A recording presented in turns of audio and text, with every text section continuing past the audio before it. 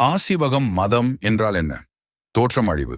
இந்தியாவின் மிகவும் பழமையான தத்துவ மற்றும் ஆன்மீக சமயங்களில் ஒன்று. இது புத்தம் மற்றும் ஜைனம் காலத்திலேயே இருந்த ஒரு துறவிய மரபாகும். தோற்றம். ஆசிவக சமயத்தை உருவாக்கியவர் மகாலி கோஷலா. அவர் வாழ்ந்த காலம் கிறிஸ்துவுக்கு முன் 6ஆம் நூற்றாண்டு. அதே காலத்தில் கௌதம புத்த மகாவீரா போன்றவர்களும் வாழ்ந்தனர். முக்கிய கொள்கை நியதி. ஆசிவகத்தின் முக்கிய சிந்தனை, அதாவது உலகில் நடக்கும் எல்லாம் முன்பே நிர்ணயிக்கப்பட்டது. மனிதன் எதையும் மாற்ற முடியாது. வாழ்க்கை முழுவதும் விதி துனார் நியதி வழியே செல்கிறது.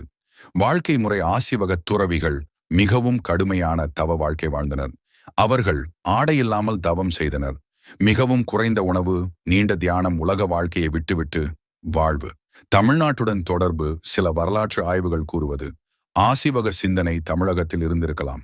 முக்கிய வரலாற்று இடம் ஆசிவக துறவிகள் வாழ்ந்த இடமாக கருதப்படும் புகழ்பெற்ற குகைகள் பாரபார் கேவ்ஸ், பீகார் மாநிலம்.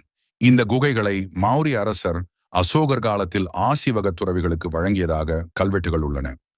ஆரம்பத்தில் மௌரிய பேரரசர்களான சந்திரகுப்த மௌரியர், பிந்துசாரர் மற்றும் அசோகரின் குகை கல்வெட்டுகள் ஆசிவகர்களுக்கு கொடை கொடுத்ததை குறிப்பிடுகின்றன. போன்றவர்களின் ஆதரவை பெற்றிருந்தாலும் பின்னர் சமணம் மற்றும் புத்த மதங்களின் எழுச்சியால் ஆதரவை இழந்தது. கிபி 14ஆம் நூற்றாண்டு வரை தென்னிந்தியாவின் சில பகுதிகளில், குறிப்பாக கர்நாடகா மற்றும் தமிழ்நாடு, ஆசிவகம் சிறிய அளவில் நிலைத்திருந்தது. பின்னர் அது வைணவம், சைவம் மற்றும் சமண மதங்களுக்குள் மெல்ல மெல்ல கரைந்து மறைந்தது.